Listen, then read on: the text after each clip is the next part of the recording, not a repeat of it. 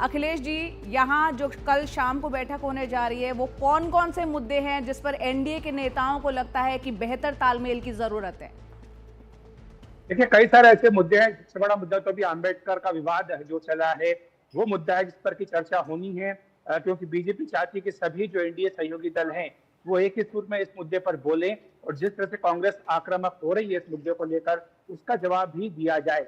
ये बीजेपी चाहती है। इसलिए आज देश भर में सभी मुख्यमंत्री, उप मुख्यमंत्री इस मुद्दे पर चर्चा भी करने जा रहे हैं, प्रेस कॉन्फ्रेंस भी करेंगे, मीडिया से बातचीत करेंगे और अपनी ओर से जवाब देंगे। जहां तक एनडीए का प्रश्न है, कल ये बैठक इसलिए भी महत्वपूर्ण है क्योंकि एनडीए के जो संस्थापक थे पूर्व प्रधानमंत्री अटल बिहारी वाजपेयी, कल उनकी 100वीं जयंती है, तो इस लिहाज से भी ये महत्वपूर्ण हो जाता है। और साथ ही आपको ये भी बता दूं कि जो पिछला मानसून सत्र हुआ था उसमें जो एनडीए की बैठक हुई थी, उसमें पीएम मोदी ने सभी एनडीए नेताओं से कहा था कि उन्हें रेगुलर तौर पर मिलना चाहिए और हर महीने ये बैठक होनी चाहिए।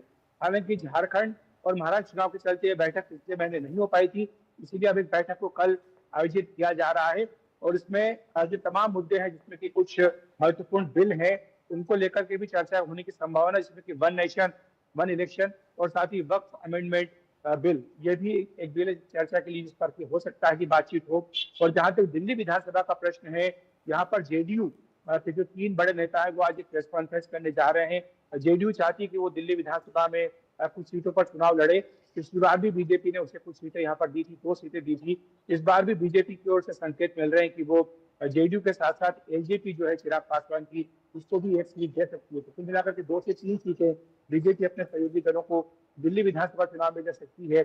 और साथ ही यह बैठक इसलिए भी बहुत महत्वपूर्ण है ताकि जो सारे महत्वपूर्ण विषय हैं उनके ऊपर सहयोगी दल एक ही सुर में बोले, कोई विवाद की गुंजाइश न हो, बेहतर तालमेल हो, आपसी समझ बढ़े, समन्वय हो।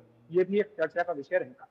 जी अखिलेश जी, यहाँ पर हमने देखा संसद के शीतकालीन सत्र के अंत आते आते जिस तरह से अंबेडकर का मुद्दा जो है वो छाया रहा, पक्ष और विपक्ष आमने सामने था। आज हम देख रहे हैं बीएसपी हो चाहे कांग्रेस हो वो प्रदर्शन कर रही है।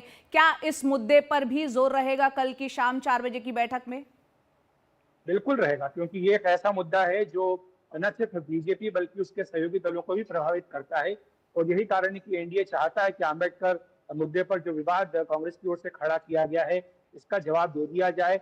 और जैसा मैंने कहा कि आज देश भर में बीजेपी के जो तमाम मुख्यमंत्री हैं, उप मुख्यमंत्री हैं, वो मीडिया से बात करेंगे, इस मुद्दे पर अपना स्पष्टीकरण देने का प्रयास करेंगे और साथ ही आक्रामक लहजे में इसका जवाब दिया जाएगा।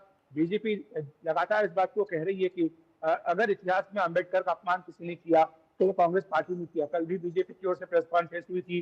पूर्व केंद्रीय मंत्री रविशंकर प्रसाद ने विस्तार से हर मुद्दे पर अपनी बात रखी थी। और बीजेपी आने वाले दिनों में भी इस मुद्दे को लेकर आक्रामक रहेगी, क्योंकि पार्टी को इस बात का एहसास है कि एक ऐसा मुद्दा है जिसके चलते एक बार फिर से जो देश भर के शेड्यूल कास्ट वोटर्स, उनमें भ्रम फैलाया जा सकता है, जो कि कांग्रेस की ओर से प्रयास होगा भी। जैसा कि उन्होंने लोकसभा चुनाव में किया था, लेकिन पार्टी चाहती है कि समय रहते इसका समाधान कर दिया जाए ताकि कोई भ्रम की गुंजाइश न रहे।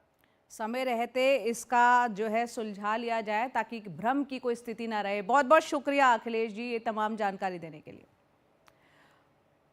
तो एनडीए के शीर्ष नेताओं की कल शाम दिल्ली में जेपी नड्डा, बीजेपी के जो अध्यक्ष हैं, उनके घर पर एक अहम बैठक होने जा रही है।